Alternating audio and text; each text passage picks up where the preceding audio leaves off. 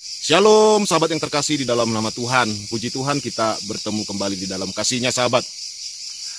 Di dalam bulan Natal ini video seperti ini akan terus saya upload sahabat. Dari beberapa juga yang sudah saya upload untuk membukakan pengetahuan kita. Karena begini ya, saya baru membaca sebuah media, MUI mendesak pihak kepolisian untuk merazia muslimah atau muslim yang mengenakan pakaian Santa Claus di perusahaan-perusahaan Kristen. MUI menurut saya adalah orang yang sebenarnya mereka berpendidikan, banyak mereka yang S1, S2, bahkan profesor. Tetapi hal seperti ini mereka nyatakan dan cukup lucu sekali. Kenapa sahabat? Masa iya MUI tidak mengetahui hal-hal seperti ini ya? Bagaimana orang Kristen yang ada di Arab, mereka berbahasa Arab, dan banyaknya gereja yang juga melakukan ibadah dengan sujud syukur, dan banyaknya juga orang Kristen yang beribadah dengan menengadahkan tangannya. Saya percaya sahabat, topi Santa Claus dan pohon cemara, MUI juga tahu sejarahnya mengapa. Seperti pohon cemara. Pohon cemara itu kenapa dijadikan sebagai sebuah tradisi? Ini tradisi ya. Tradisi saat-saat bulan Natal. Karena pada zaman dahulu sebelum kekristenan ada, orang-orang dahulu di Timur Tengah senang sekali untuk menghiasi pohon-pohon. Jadi orang-orang pada masa itu gemar saudaraku menghiasi pohon-pohon sehingga pohon-pohon itu menjadi indah. Dan saya ingat juga dahulu sahabat, zaman saya masih kecil ya, waktu saya masih belum Kristen, masih di agama lama, menjelang Hari Raya Idul Fitri, kita juga gemar melakukan sebuah tradisi, yaitu membuat lampu-lampu di pepohonan, di bunga-bunga gitu ya. Kita buat lampu-lampu teplok, nyalakan, bahkan sampai pagi sahabat. Tradisi seperti itu sebenarnya sudah hilang ya, tetapi saya pernah merasakan hal itu. Jadi kita anak-anak itu membuat lampu-lampu atau lilin-lilin gitu ya, di pohon-pohon, itu benaran sahabat, di bunga bonsai, sehingga rumah itu terang gitu, banyak lilin-lilin. Jadi ada dulu lilin kecil sahabat, itu ditaruh semua di pohon-pohon pada bulan Idul Fitri ya, bulan-bulan puasa lah, bulan Ramadan. Dan kita dulu sering melakukan kayak meriam bambu begitu ya. Jadi Islam pun pada masa dahulu gemar menghiasi pohon-pohon dengan lelampuan, dengan lampu-lampu. Nah, tetapi tradisi itu sudah hilang ya. Dan orang Kristen masih memelihara tradisi itu. Memang tidak ada dicatat di dalam Alkitab. Tetapi yang namanya sebuah keindahan, elok dipandang dan membuat orang senang, apa salahnya kita lakukan gitu ya. Memang kayak topi Santa Claus, pohon cemara dihiasi gitu, tidak akan membawa kita, tidak akan mematok kita dan memastikan jika kita ke surga atau ke neraka. Sama juga dengan saudara muslim, membuktikan bahwa kita berada di bulan Idul Fitri atau bulan Ramadan dengan adanya hiasan-hiasan ketupat. Nah, itu adalah sebuah tradisi yang elok dipandang, dan kita senang, namanya ketupat ya. Ketupat enak dimakan dan semua orang menyukai ketupat, dan hal itu tidak salah sahabat. Jadi kalau saudara menanya mana ayatnya Santa Claus, mana ayatnya pohon cemara, itu pasti tidak ada sahabat, karena itu adalah sebuah tradisi yang baik, yang elok dipandang, yang dijadikan sebuah sukacita dalam kehidupan kita saat menyambut sebuah hari besar ya. Nah begitu. Video yang akan kita lihat nanti sahabat adalah bagaimana Paus Paulus, Sri Paus, yang termasuk kita harus bangga sahabat, bagaimana saudara seiman kita, pemimpin umat Katolik, gemar sekali membawa perdamaian kemana-mana, bahkan sampai ke Timur Tengah. Kita tahu bagaimana sepak terjang daripada Sri Paus dan beberapa pemimpin Katolik selalu berkeliling dunia untuk menyebarkan perdamaian. Karena itu adalah perintah Tuhan Yesus, harus sebarkan kasih dan damai kepada semua bangsa dan kepada semua suku. Dan itu adalah perintah Tuhan. Dan Arab adalah negara yang dulu-dulunya sahabat menolak hal-hal yang seperti ini. Menolak pemimpin-pemimpin Katolik, pemimpin Protestan begitu ya. Dan bagaimana kita mengetahui bagaimana banyaknya di sana orang-orang yang murtad, yang memilih masuk Kristen, mengalami aniaya. Tetapi puji Tuhan, ini berkat doa kita semua, seluruh dunia berdoa buat Timur Tengah sehingga Arab sekarang terbuka. Kita melihat bagaimana Sri Paus Fransiskus berkunjung ke Arab dan disambut dengan luar biasa. Puji Tuhan, Arab saja sudah sangat terbuka ya. Bagaimana dengan kita sahabat yang masih hidup dengan bergaya zaman batu. Ini videonya.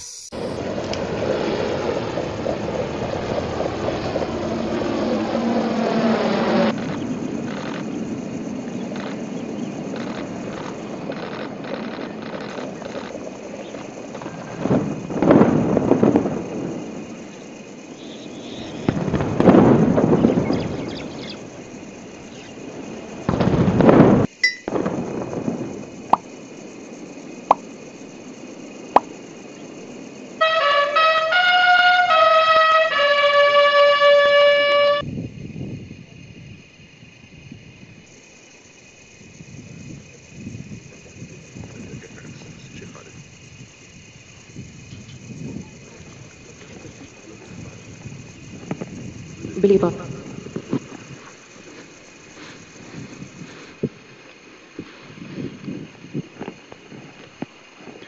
الحضور الكرام، نرحب بوصول قداسة البابا فرانسيس بابا الكنيسة الكاثوليكية.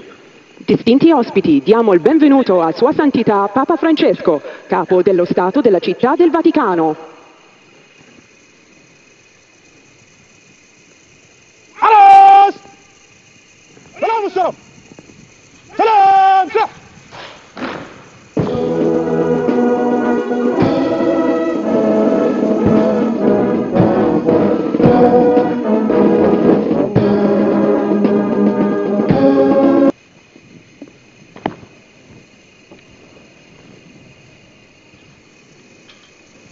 حرصت استاذن بالانصراف سيدي.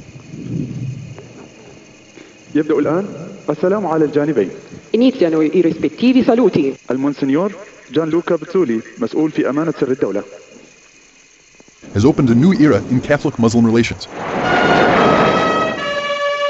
A major moment came with the signing of a joint declaration stating that from now on, relations will adopt a culture of dialogue as the path, mutual cooperation as the code of conduct, and reciprocal understanding in what he calls a new page in relations with Islam.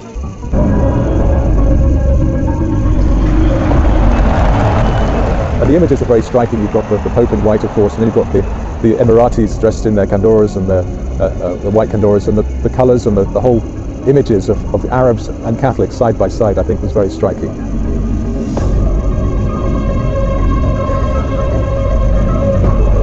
There's a very this trip, at least for the Holy Father. This was a meeting that brought together heads of religions, particularly the head of the Al-Azhar University in Cairo, which is the leading institution of Sunni Islam.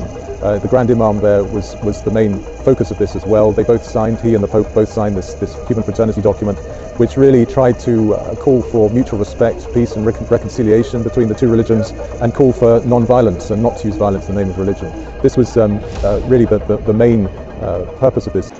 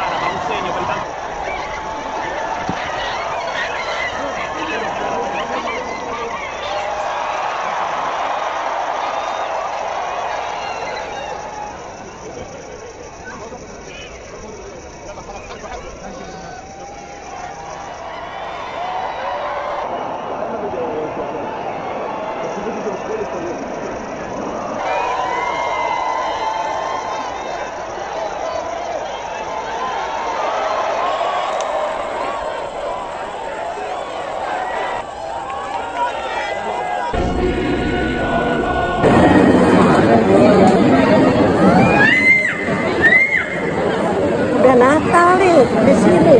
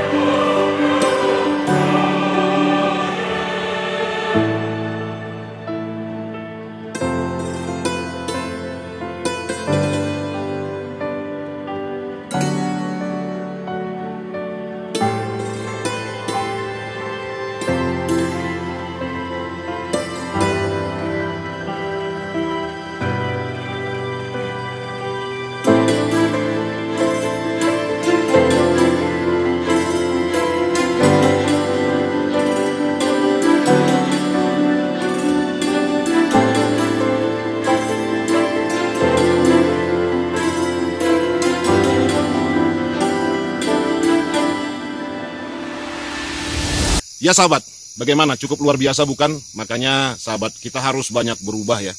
Bagi kita yang sudah ke Arab-Araban, sementara Arab yang merupakan kiblat umat muslim, banyak berubah, banyak berbenah untuk lebih baik dan untuk lebih majunya. Karena banyak hal saudaraku yang terjadi sisi negatifnya kalau kita tidak banyak berubah, terutama tidak mau mengerti dan tidak mau tahu gitu. Maka kita menjadi orang yang ketinggalan dan menjadi orang yang katrok dan orang yang sungguh naib begitu ya. Karena kita tidak mau tahu dengan hal seperti ini. Sementara yang kita anggap suku atau negara yang suci, mereka melakukan perubahan-perubahan yang cukup luar biasa dan kita harus bersyukur. Ini karena Tuhan Yesus, bukan karena apa-apa sahabat. Semua karena doa kita bersama. Bagaimana Tuhan bekerja khususnya di daerah yang dianggap suci oleh saudara kita umat muslim. Puji Tuhan sahabat, kita melihat bagaimana Sri Paus Fransiskus membawa perdamaian dan disambut dengan cukup luar biasa. Dan mereka menghormati seorang pemimpin Katolik tersebut dengan melakukan beberapa acara militer dan penghormatan yang cukup hebat. Salut sekali sahabat. Tuhan Yesus memberkati. God bless you Arab. God bless you Indonesia. God bless you kita semua. Shalom.